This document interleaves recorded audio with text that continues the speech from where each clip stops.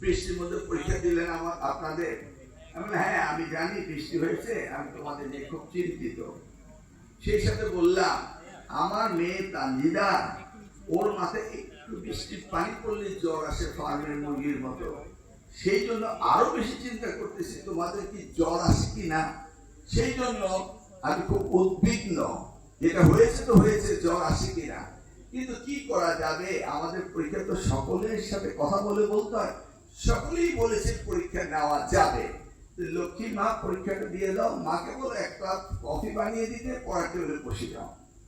You C, শিক্ষার্থীরা তারা এই ধরনের একটা ন্যারেটিভ, এই ন্যারেটিভটাকে তারা নেগেটিভে নিয়ে গেল।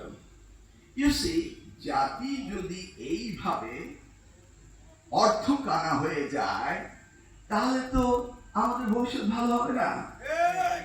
কিভাবে না আমাকে নিয়ে ট্রোল শুরু হলো, এবং যারা ট্রোল করতে শুরু করলো তাদের কেউ পরীক্ষার্থী না।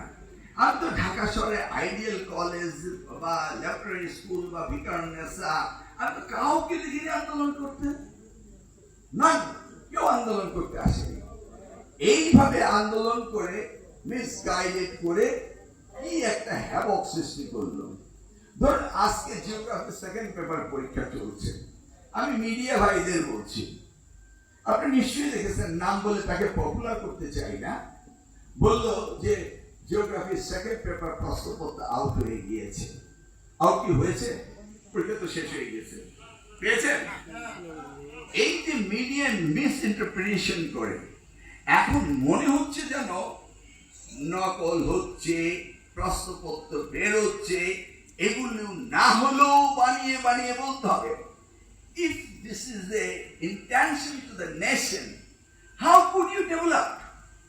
But সত্যি বলছি, আমরা এসছি এই জাতিকে সুশিক্ষিত করার দায়িত্ব পেয়েছি। যে যত ট্রোলিং করেন না কেন, যে যত অপবাদই করেন না কেন, আমাদের সঠিক দায়িত্ব থেকে আপনারা বিচ্যুত করতে পারবেন না।